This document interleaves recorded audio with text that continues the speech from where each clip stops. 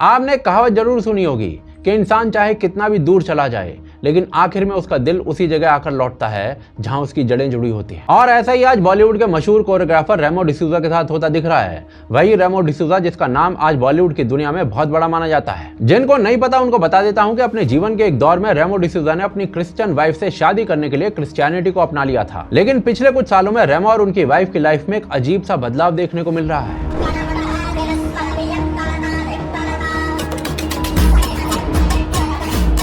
दोनों धीरे धीरे फिर से हिंदू ट्रेडिशंस की तरफ आकर्षित होते दिख रहे हैं।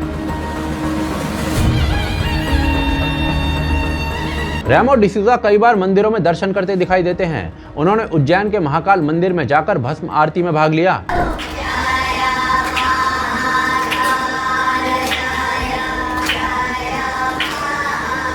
इसके अलावा रेमो और उनकी वाइफ खाटू श्याम के मंदिर भी गए।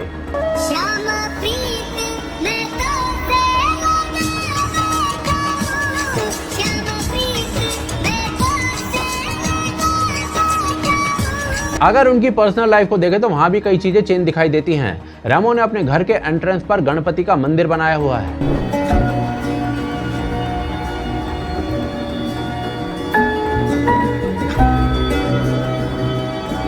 बाकायदा भगवान शिव का भी एक डेडिकेटेड मंदिर, हनुमान जी का वॉल आर्ट है।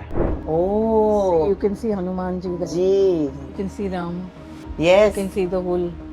Every picture tells a story. यहाँ तक कि रेमो डिसूजा ने अपने शरीर पर महादेव का टैटू भी बनवाया हुआ है। रेमो की वाइफ लेस्ली जो कि कैथलिक फैमिली में पली हैं और जिनके वजह से रेमो डिसूजा ने अपना रिलीजन चेंज कर लिया था, वो भी अब हिंदू ट्रेडिशंस की तरफ काफी अट्रैक्ट होती दिखाई दे रही हैं। So I always kept that, but I think after my mom and dad passing away and stuff like that, I had that liberty to open up.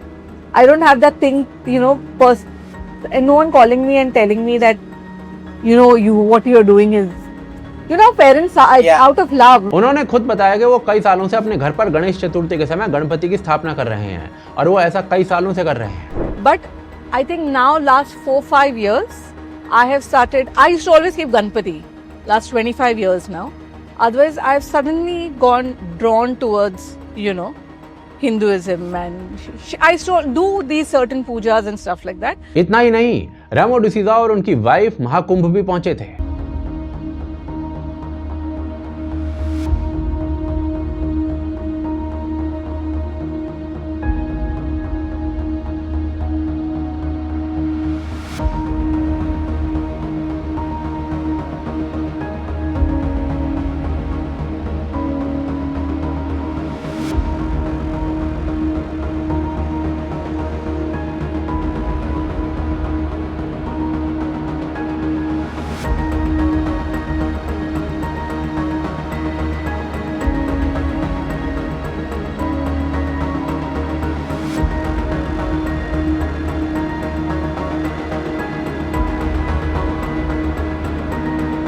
क्या कर रहे थे वो वहां पर? वही बेसिक काम, संगम में डुबकी लगाना, संतों का आशीर्वाद लेना, आध्यात्मिक प्रवचन सुनना।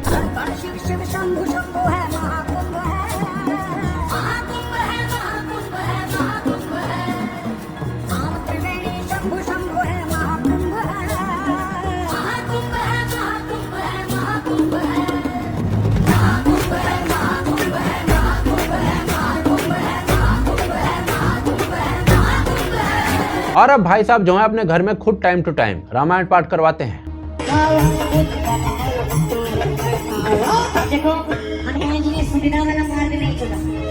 जो लोग शॉर्टकट अपनाते हैं वो घोड़े की दूरी तय कर पाते हैं, आगे तक नहीं बढ़ पाते। लेकिन ये सब कुछ अचानक से नहीं हो रहा है, इसके पीछे एक वजह भी है और उस वजह को समझने के लिए रेमो डिसूजा की लाइफ के बारे में थोड़ा सा जानना जरूरी है। रेमो डिसूजा का असली नाम है रमेश गोपी नायर। उनका जन्म एक हिंदू फैमिली में हुआ था। उनका परिवार केरल के नायर ट्रेडिशन से जुड़ा माना जाता है। बचपन से ही उनका पालन पोषण हिंदू ट्रेडिशंस के बीच में हुआ था, लेकिन जब वो अपने करियर के लिए मुंबई आए और धीरे धीरे फिल्म इंडस्ट्री में पहचान बनाने लगे, तब उनके जीवन में कई बदलाव आए। इसी दौरान उनकी मुलाकात लेस्ली से हुई जो कि एक कैथलिक क्रिश्चियन फैमिली से आती थी। दोनों के बीच नजदीकियां बढ़ी और बाद में दोनों ने शादी कर ली। शादी के बाद रेमो डिसूजा का झुकाव चर्च की तरफ बढ़ने लगा। उन्होंने खुद एक इंटरव्यू में बताया था कि वो चर्च से जुड़े और वहां पर काफी काम तक करने लग गए थे। और इसी दौरान उन्होंने अपने पिता को बताया कि वो चर्च के साथ ज्यादा जुड़ना चाहते हैं और क्रिश्चियन ट्रेडिशंस को अपनाना चाहते हैं। उस समय उनके फादर ने एक बहुत सिंपल और गहरी बात कही थी। उन्होंने कहा था कि अगर तुम ये करना चाहते हो तो भाई कर सकते हो, लेकिन मेरा नाम मत बदलना। और इसीलिए आज भी रेमो का पूरा नाम रेमो गोपी डिसूजा है, जिसमें उनके फादर का नाम आता है। मैं सोच रहा हूँ कि मैं भी क्रिश्चियनी में चले जाता हूँ, तो माय डैड सेड कि ठीक है कर ले। वाओ, बस मेरा नाम मत चेंज करना। That's why I'm रेमो गोपी डिसूजा। लेकिन रेमो डिसूजा की लाइफ में एक ऐसी घटना भी हुई जिसने उनके सोचने का तरीका बदल दिया। दिसंबर 2020 में रेमो डिसूजा को अचानक से हार्ट अटैक आ गया। उन्हें तुरंत मुंबई के कोकिलाबेन हॉस्पिटल में एडमिट करवाया गया। रिपोर्ट्स के अनुसार उनके हार्ट में 100% ब्लॉकेज पाया गया था। डॉक्टर्स को इमरजेंसी में एंजियोप्लास्टी करनी पड़ी और उनके हार्ट में स्टंट डालना पड़ा। उस समय उनकी हालत काफी गंभीर बताई जा रही थी और कई दिनों तक वो आईसीयू में रहे थे।